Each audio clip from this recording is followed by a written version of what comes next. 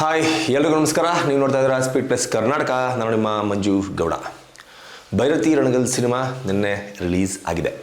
ಈ ಸಿನಿಮಾದ ಮೇಲೆ ಎಕ್ಸ್ಪೆಕ್ಟೇಷನ್ ಎಷ್ಟಿತ್ತು ಅನ್ನೋದು ಎಲ್ಲರಿಗೂ ಕೂಡ ಗೊತ್ತಿರುವಂಥ ವಿಚಾರ. ಮಫ್ತಿ ಆದಮೇಲೆ ಮಫ್ತಿಯಲ್ಲಿದ್ದಂತಹ ಭೈರತಿ ರಣಗಲ್ ಎನ್ನುವ ಈ ಪಾತ್ರ ಹುಟ್ಟಿದ್ದು ಹೇಗೆ, ಈ ಪಾತ್ರದ ಹಿನ್ನೆಲೆ ಏನು, ಸೊ ಈ ಆ್ಯಂಗಲ್ನಲ್ಲಿ ಶಿವಣ್ಣ ಅವರನ್ನು ನೋಡೋದಕ್ಕೆ, ಅಂದರೆ ಮಫ್ತಿ ಸಿನಿಮಾದಲ್ಲಿ ಕೇವಲ ಅರ್ಧ ಸಿನಿಮಾ ಮಾತ್ರ ಶಿವಣ್ಣನ ಅಭಿನಯವನ್ನು, ಅವರ ಆ್ಯಕ್ಷನನ್ನು ಕಣ್ತುಂಬಿಕೊಂಡಿದ್ದಂತಹ ಅಭಿಮಾನಿಗಳು ಕಂಪ್ಲೀಟ್ ಪೂರ್ತಿಯಾಗಿ ಭೈರತಿ ರಣಗಲ್ ಪಾತ್ರದ ಹಿನ್ನೆಲೆಯನ್ನು ತಿಳಿದುಕೊಳ್ಳೋದಕ್ಕೆ ಸಾಕಷ್ಟು ಎಕ್ಸ್ಪೆಕ್ಟೇಷನನ್ನು ಇಟ್ಕೊಂಡಿದ್ರು. ಆ ಎಕ್ಸ್ಪೆಕ್ಟೇಷನ್ಗೆ ನಿನ್ನೆ ಉತ್ತರ ಸಿಕ್ಕಿದೆ. ಈ ಚಿತ್ರದ ಮೇಲೆ ಮೊದಲಿನಿಂದ ಕೂಡ ಸಾಕಷ್ಟು ಎಕ್ಸ್ಪೆಕ್ಟೇಷನ್ ಇತ್ತು. ಒಂದು ಮಫ್ತಿಯ ಪ್ರೀಕ್ವೆಲ್ ಸಿನಿಮಾ, ಕನ್ನಡದ ಮೊದಲ ಪ್ರೀಕ್ವೆಲ್ ಸಿನಿಮಾ ಎನ್ನುವ ಕಾರಣಕ್ಕೆ, ಅದರ ಜೊತೆಗೆ ಮಫ್ತಿಯನ್ನು ನಿರ್ದೇಶನ ಮಾಡಿದಂತಹ ಅವರೇ ಹೇಳಿಕೊಳ್ಳುವ ಹಾಗೆ ಪ್ರಶಾಂತ್ ನೀಲ್ ಅವರ ಶಿಷ್ಯ ಈ ಚಿತ್ರಕ್ಕೂ ಕೂಡ ಆ್ಯಕ್ಷನ್ ಕಟ್ ಹೇಳ್ತಾ ಇದ್ದಾರೆ ಎನ್ನುವ ಕಾರಣಕ್ಕೆ, ಅದರ ಜೊತೆಗೆ ಈ ಚಿತ್ರವನ್ನು ಗೀತಾ ಶಿವರಾಜ್ ಕುಮಾರ್ ಅವರೇ ನಿರ್ಮಾಣ ಮಾಡ್ತಾ ಇದ್ದಾರೆ ಎನ್ನುವ ಕಾರಣಕ್ಕೆ. ಯಾಕಂತಂದರೆ ಒಂದು ಸಿನಿಮಾವನ್ನು ಒಪ್ಕೊಳ್ಳೋದು ಬೇರೆ, ಆ ಸಿನಿಮಾವನ್ನು ತಮ್ಮ ಹೋಮ್ ಬ್ಯಾನರ್ನಲ್ಲೇ ನಿರ್ಮಾಣ ಮಾಡೋದಕ್ಕೆ ಮುಂದಾಗೋದು ಬೇರೆ. ಯಾಕಪ್ಪ ಅಂತಂದರೆ ಕತೆ ಅಷ್ಟು ಚೆನ್ನಾಗಿದ್ದರೆ ಮಾತ್ರ, ಕತೆಯಲ್ಲಿ ಒಂದು ಹುರುಳಿದ್ರೆ ಮಾತ್ರ ಹೋಮ್ ಬ್ಯಾನರ್ನಲ್ಲಿ ಯಾವುದೇ ನಟ ಆಗಲಿ ನಟಿ ಆಗಲಿ ಚಿತ್ರವನ್ನು ನಿರ್ಮಾಣ ಮಾಡೋದಕ್ಕೆ ಧೈರ್ಯ ಮಾಡ್ತಾರೆ. ಆ ಕತೆಯ ಮೇಲೆ ಅವರಿಗೆ ಅಷ್ಟು ನಂಬಿಕೆ ಇರುವ ಕಾರಣಕ್ಕೆ. ಹೀಗಾಗಿ ಭೈರತಿ ರಣಗಲ್ ಸಿನಿಮಾದ ಮೇಲೆ ಸಾಕಷ್ಟು ಎಕ್ಸ್ಪೆಕ್ಟೇಷನ್ ಜಾಸ್ತಿ ಆಗಿತ್ತು. ಈ ಸಿನಿಮಾದ ಪ್ರಚಾರವನ್ನು ನಾವು ನೋಡಿಕೊಂಡು ಬಂದಾಗ ಸಾಕಷ್ಟು ಆಯಾಮಗಳಲ್ಲಿ ಒಂದು ಒಳ್ಳೆ ರೀತಿಯಲ್ಲಿ ಈ ಸಿನಿಮಾದ ಪ್ರಚಾರವನ್ನು ಮಾಡ್ಕೊಂಡು ಬಂದರು. ಒಂದು ಪ್ರೀ ರಿಲೀಸಿಂಗ್ ಇವೆಂಟನ್ನು ಕೂಡ ಮಾಡ್ಕೊಂಡು ಬಂದರು. ಸಾಕಷ್ಟು ಜನ ಕನ್ನಡದ ಕಲಾವಿದರು ಈ ಚಿತ್ರಕ್ಕೆ ಒಂದು ಸಪೋರ್ಟನ್ನು ಕೊಟ್ಟಿದ್ದರು. ಅದರ ಜೊತೆಗೆ ಶಿವಣ್ಣನನ್ನು ತನ್ನ ಗುರು ಅಥವಾ ಅಣ್ಣ ಅಂತ ಆರಾಧಿಸುವ ಇಂಡಸ್ಟ್ರಿಯ ಸಾಕಷ್ಟು ಮಂದಿ ಕೂಡ ಈ ಚಿತ್ರಕ್ಕೆ ಒಂದು ಉತ್ತಮವಾದ ರೀತಿಯಲ್ಲಿ ಪ್ರಮೋಷನನ್ನು ಮಾಡಿಕೊಟ್ಟಿದ್ರು ಅಂತ ಹೇಳಿದ್ರು ಕೂಡ ತಪ್ಪಾಗಲ್ಲ. ಇನ್ನು ನಿನ್ನೆ ಸಿನಿಮಾ ರಿಲೀಸ್ ಆಯಿತು. ನಿನ್ನೆ ಸಿನಿಮಾ ರಿಲೀಸ್ ಆಗಿ ಎಲ್ಲ ಕಡೆ ಹೌಸ್ಫುಲ್ ಪ್ರದರ್ಶನವನ್ನು ಕಾಣ್ತು. ಸಿನಿಮಾವನ್ನು ನೋಡಿದ ಯಾವೊಬ್ಬ ಕೂಡ ಇದುವರೆಗೂ ಸಿನಿಮಾದ ಬಗ್ಗೆ ನೆಗೆಟಿವ್ ಆಗಿ ಮಾತನಾಡಿದ್ದನ್ನು ನಾನಂತೂ ನೋಡಿಲ್ಲ. ಹಾಗೆ ನಿನ್ನೆ ಸಿನಿಮಾ ರಿಲೀಸ್ ಆದಾಗ ಒಂದಷ್ಟು ಗಮನವನ್ನು ಸೆಳೆದಿದ್ದು, ಅಂದರೆ ಮೇನ್ ಥಿಯೇಟರ್ನ ಬಳಿ ಒಂದಷ್ಟು ಗಮನವನ್ನು ಸೆಳೆದಿದ್ದು ಡಾಲಿ ಧನಂಜಯ್ ಅವರು. ಸಾಕಷ್ಟು ಶಿವರಾಜ್ ಕುಮಾರ್ ಅವರ ಕುಟುಂಬದ ಸದಸ್ಯರು ಬಂದಿದ್ದರು. ಯುವರಾಜ್ ಕುಮಾರ್ ಸಿನಿಮಾ ನೋಡಿದ್ದಾರೆ, ವಿನಯ್ ರಾಜ್ ಕುಮಾರ್ ಸಿನಿಮಾ ನೋಡಿದ್ದಾರೆ, ಗೀತಾ ಶಿವರಾಜ್ ಕುಮಾರ್ ನೋಡಿದ್ದಾರೆ, ಶಿವರಾಜ್ ಕುಮಾರ್ ಅವರ ಪುತ್ರಿ ನಿವೇದಿತಾ ಅವರು ಸಿನಿಮಾ ನೋಡಿದ್ದಾರೆ.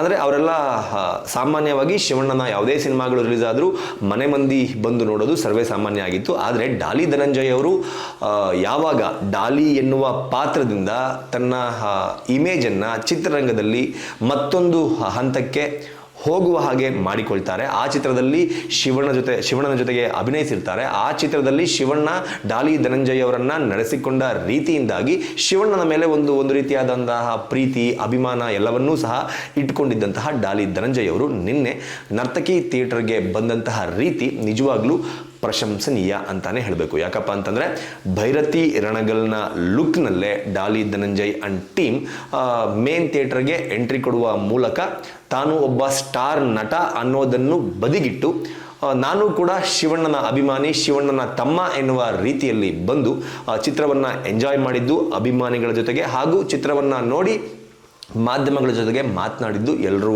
ಕೂಡ ಪ್ರಶಂಸೆ ಮಾಡಿದರು. ಆದರೆ ಈ ವಿಚಾರದಲ್ಲಿ ಎಲ್ಲೋ ಒಂದು ಚಿಕ್ಕ ಎಡವಟ್ಟನ್ನು ಡಾಲಿ ಧನಂಜಯ್ ಅವರು ಮಾಡ್ಕೊಂಡ್ಬಿಟ್ರ ಅಂತ ನನಗನ್ನಿಸ್ತಾ ಇದೆ. ಯಾಕಪ್ಪ ಅಂತಂದರೆ ಸೋಷಿಯಲ್ ಮೀಡಿಯಾದಲ್ಲಿ ನಿನ್ನೆಯಿಂದ ಒಂದು ವಿಡಿಯೋ ವೈರಲ್ ಆಗ್ತಾ ಇದೆ.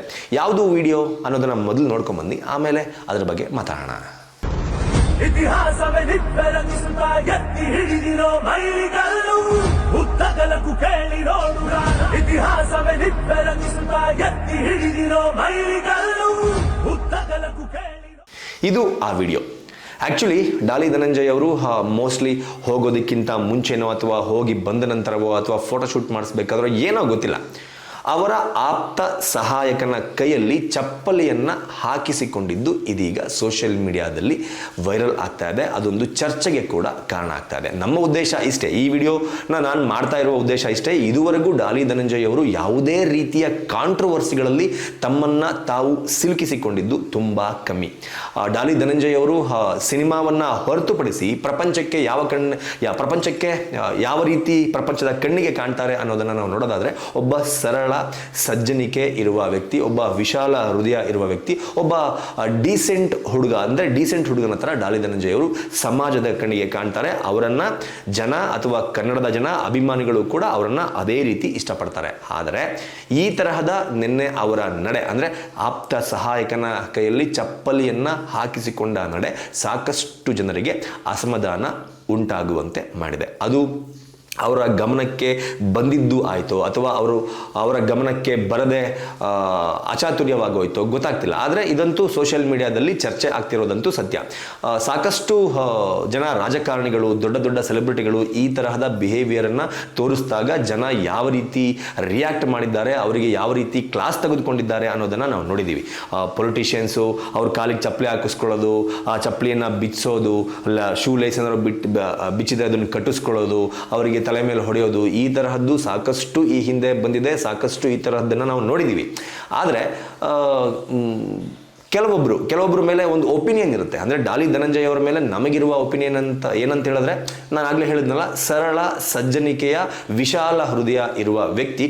ಅವರು ಈ ತರಹದ ಒಂದು ಅಚಾತುರ್ಯಗಳಲ್ಲಿ ಪಾಲ್ಗೊಂಡಾಗ ಅದು ಆಡಿಯನ್ಸ್ಗಿರಲಿ, ಆ್ಯಸ್ ಎ ಜರ್ನಲಿಸ್ಟ್ ನಮಗೂ ಕೂಡ ಒಪ್ಕೊಳ್ಳೋದಕ್ಕೆ ಎಲ್ಲೋ ಒಂದು ಕಡೆ ಸಡನ್ ಆಗಿ ಕಷ್ಟ ಆಗಿಬಿಡುತ್ತೆ. ಆದರೂ ಡಾಲಿ ಧನಂಜಯ ಅವರು ಇದರ ಬಗ್ಗೆ ಎಲ್ಲೂ ಕೂಡ ಮಾತನಾಡಿಲ್ಲ. ನನ್ನ ಅನಿಸಿಕೆ ಏನಪ್ಪ ಅಂತ ಹೇಳಿದ್ರೆ, ಡಾಲಿ ಧನಂಜಯ ಅವರು ಇದಕ್ಕೆ ಒಂದು ಚಿಕ್ಕದಾದಂತಹ ಕ್ಲಾರಿಫಿಕೇಶನ್ ಅನ್ನು ಕೊಟ್ಟುಬಿಟ್ರೆ ಈ ಸುದ್ದಿ ಇನ್ನೂ ದೊಡ್ಡದಾಗೋದಿಲ್ಲ.